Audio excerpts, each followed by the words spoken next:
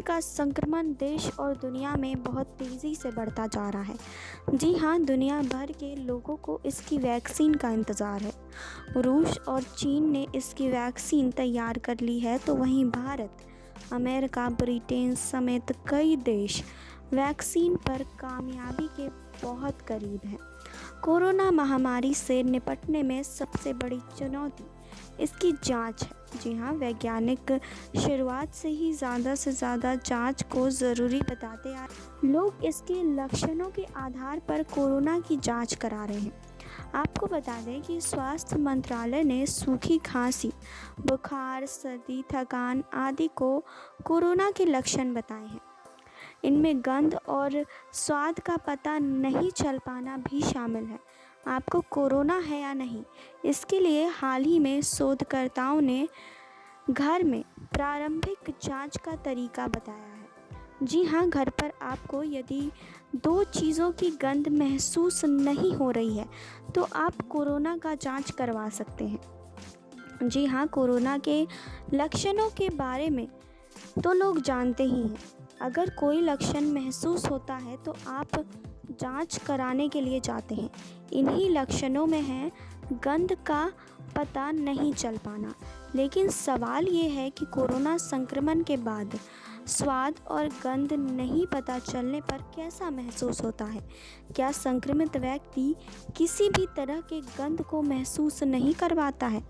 जी हाँ, आपको बता दें कि शोधकर्ताओं का मानना है कि कोरोना के साथ एनोस्मिया यानी गंध महसूस करने में कमी संक्रमण की प्रारंभिक चेतावनी है।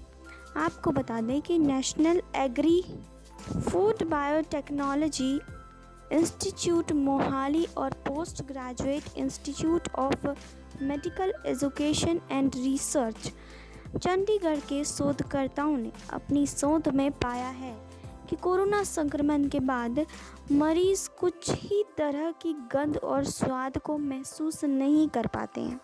जी हाँ, आपको बता दें कि TOI की रिपोर्ट के अनुसार शोधकर्ताओं ने गंध और स्वाद को लेकर अधिकतर भारतीय घरों में पाई जाने वाली 5 अलग अलग प्रकार की चीज़ों से आने वाली सुगंध का उपयोग किया। जी हाँ, एक ऑनलाइन सर्वेक्षण के आधार पर इन 5 सुगंधों को चुना गया था।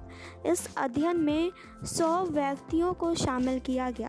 सभी को वैसी चीज़ों को चुनने के लिए कहा गया था जिन्हें गंध के आधार पर वे सबसे आसानी से पहचान सकते हैं। इनमें लहसुन, पुदीना, इलायची, नारियल तेल और सौंफ जैसी चीज़ें शामिल हैं।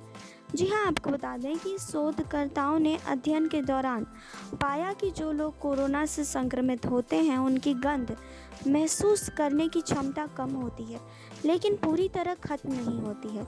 जी हाँ, अध्ययन के अनुसार केवल 4% प्रतिभागी निर्धारित 5 चीज़ों के गंधों में से किसी को भी पहचानने में असमर्थ थे।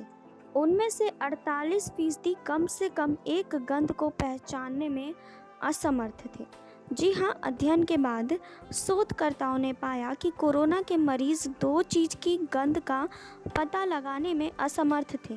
इनमें नारियल तेल और पुदीना शामिल है। जी हाँ, आपको बता दें कि शोधकर्ताओं का मानना है कि कोरोना का संदेह होने पर जिन लोगों को नारियल तेल और पुदीना की गंध महसूस नहीं हो रही है उन्हें कोरोना की लैब से जाकर जांच करवा लेना चाहिए। जी हाँ, आपको बता दें कि टीम का ये भी मानना है कि इसके आधार पर कोरोना मरीजों की पहचान करने में मदद मिल सकती है। शोधकर्ताओं का मानना है कि इस पद्धति का उपयोग करके घर पर ही पता लगाया जा सकता है। हालांकि गंध नहीं महसूस होने के और भी कारण हो सकते हैं, जैसे सर्दी होने पर नाक जाम की स्थिति में गंध महसूस नहीं होती है। इसलिए पुदीना और नारियल तेल की गंध ना महसूस होने का यही मतलब नहीं है कि आपको कोरोना हो, बल्कि यह एक प्रारंभिक इशारा है कि आपको कोरोना की जांच करा लेनी चाहिए।